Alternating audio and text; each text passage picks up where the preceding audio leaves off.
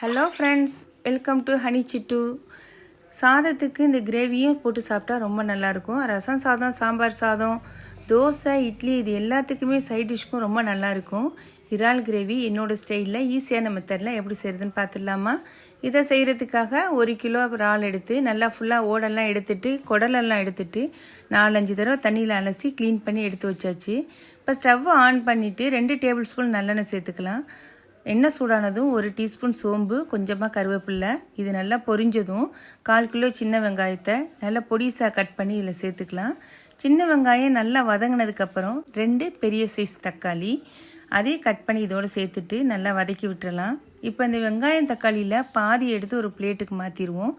இதோட 1/4 கப் தேங்காய் துருவல், 1 டீஸ்பூன் சோம்பு சேர்த்து இது போல் நல்ல பேஸ்ட் மாதிரி அரைச்சி எடுத்துக்கலாம். அப்படி இருக்கட்டும்.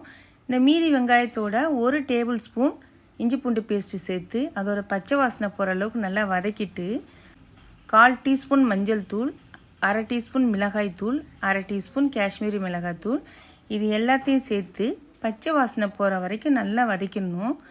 நல்லா வதங்கினதுக்கப்புறம் இந்த அரைச்சி வச்சுருக்கோம்ல பேஸ்ட்டு, தேங்காய் பேஸ்ட்டு, அதை எடுத்து இதில் சேர்த்துட வேண்டியதுதான். தேங்காய் பேஸ்ட்டு சேர்த்துட்டு நல்லா 1 நிமிஷம் ஹை ஃப்ளேமில் வச்சு கைவிடாமல் நல்லா நம்ம பிரட்டி எடுத்துருவோம்.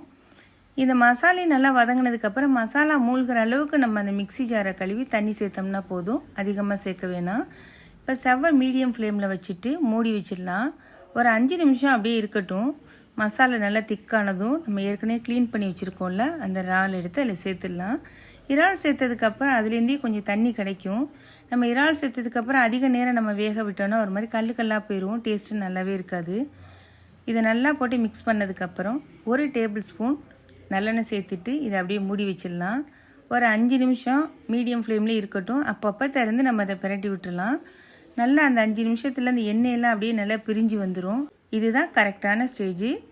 இப்போ ஸ்டவ்வை ஆஃப் பண்ணிவிட்டு நம்ம சுட சுட எடுத்து சாதத்தில் போட்டு பிரட்டி சாப்பிட்டாலும் டேஸ்ட்டு ரொம்ப நல்லாயிருக்கும். இதே மெத்தடில் கண்டிப்பாக நீங்கள் ட்ரை பண்ணி பாருங்கள். மறக்காமல் கமெண்ட் பண்ணிக்கோங்க. இந்த வீடியோக்கு ஒரு லைக் பண்ணிக்கிட்டு உங்கள் ஃப்ரெண்ட்ஸுக்கும் தேவைப்பட்டால் ஷேர் பண்ணிக்கோங்க. இது வரைக்கும் நம்ம சேனலை சப்ஸ்கிரைப் பண்ணலைன்னா சப்ஸ்கிரைப் பண்ணிக்கோங்க. Thank you friends.